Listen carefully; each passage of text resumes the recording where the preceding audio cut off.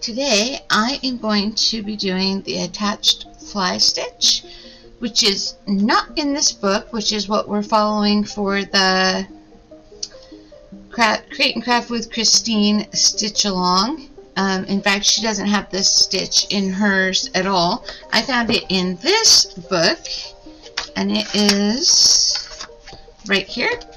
So I do not have a video to refer to. This is just going to be me reading and trying to figure it out. Its other name is Fishbone. It's an easy level, and it's open filling for narrow leaf or geometric shapes and light borders. Row of linked fly stitches worked downward. Well, mine's going to be sideways because I drew my little shape sideways. Any fabric, any thread, any embroidery frame. I don't have an embroidery frame for this because I have a piece of old shirt that I fused to a piece of fabric, and I did the writing without it being in a hoop or anything, and it seemed to be fine. So I'm going to do it that way. It says mark the outline area to be filled and come out at A and insert the needle on the same level. I will say this fabric was extremely difficult to write on, and the ink behind my letters is not going to come off because it's just a regular pen. I just couldn't get it. You can see my friction pen just barely makes any kind of mark on it at all. So come out at A. They already have like a whole bunch done, so I don't know what they mean.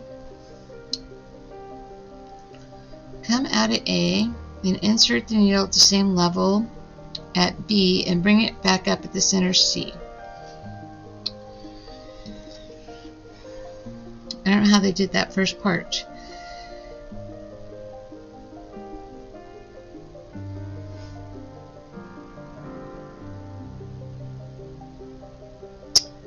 Insert the needle directly below its C at D to make a straight stitch and bring it out at D. Repeat steps 1, 2, 3 to continue varying the stitch length as required.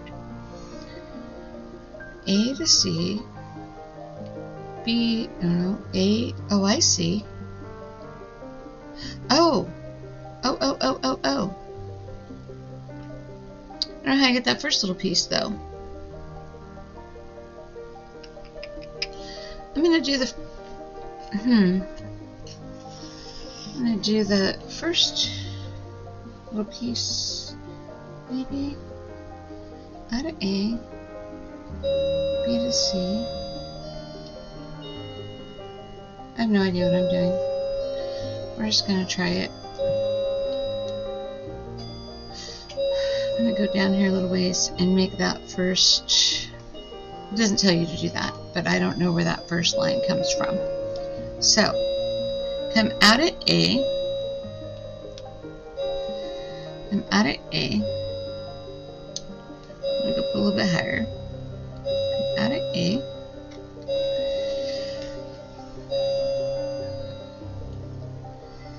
And then B at the same level. And bring it up at the center C, which they already have. That might not be possible to do all in one motion. I hate it when that happens.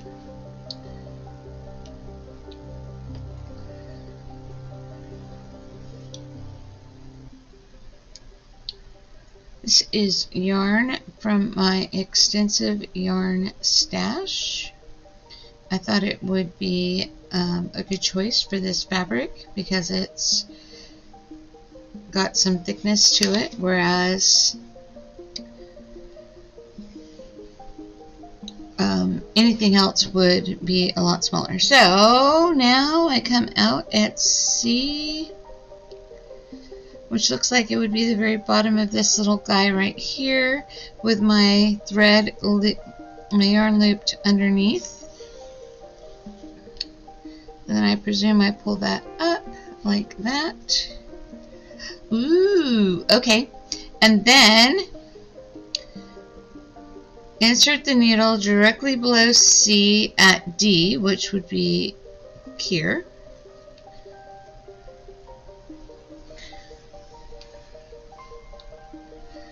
Okay. And bring it out at E. We're going to go right here.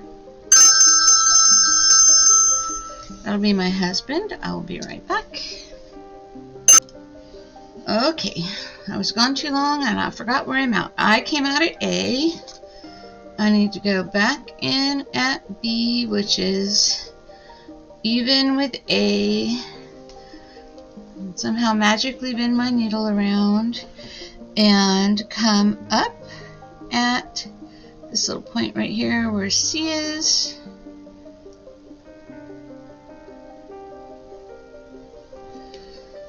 And pull the whole thing through. I like it. One more. Down at G.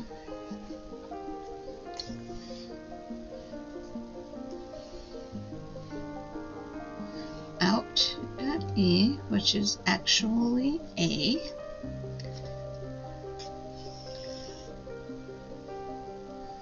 Down at B.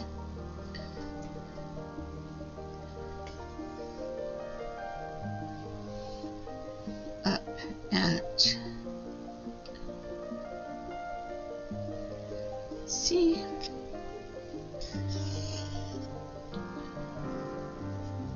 Try not to squish that too much.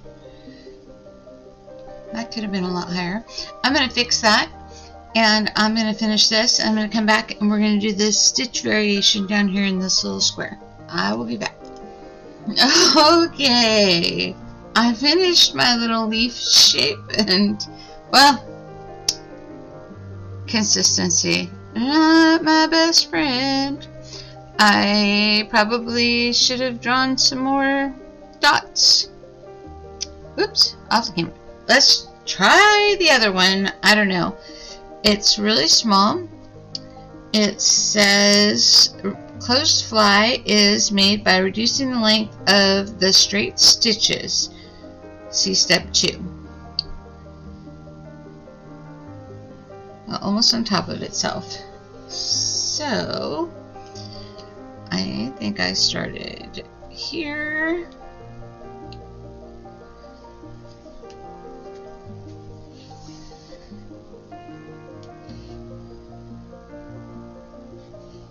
A little tiny straight stitch. Get my knot out of the way. Okay, I'll go from the corner of my little box. I know you can't see it because it was really hard to draw in here. And I wonder if even having the heat of my fingers on the fabric is enough to erase it sometimes. I don't know if it is or not. I did figure out while doing this one that if I leave my needle there and then pull this tight, it makes the whole thing a little bit easier. I'm just going to go almost back on top of that. Well, I can already see I missed. Well, that's nice. They are on like Aida or whatever kind of fabric. And so it looks like they just went in every single square all the way down. And I am on random old tank top fabric. So we'll see how this goes.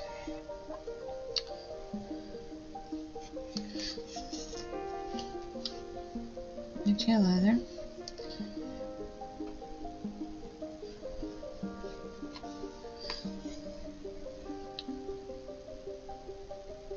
Well, I can already see that obviously I'm going farther on the left than I am the right as far as my stitch length is not the same on both sides. So rather than undo it, I'm going to see if I can fix that this time and go a little bit farther and see if it makes a difference. It'll just look wonky, but you know what? This is a sampler and it is for learning, and that's what I'm trying to do here, is learn something. Maybe when I look back on this in history, I'll be like, oh yeah, I can see how I did that there. That should have been different.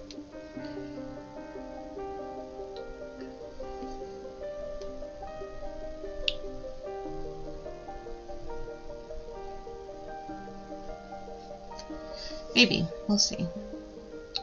I'm going to do one more stitch and then I'm going to pause the video and come back.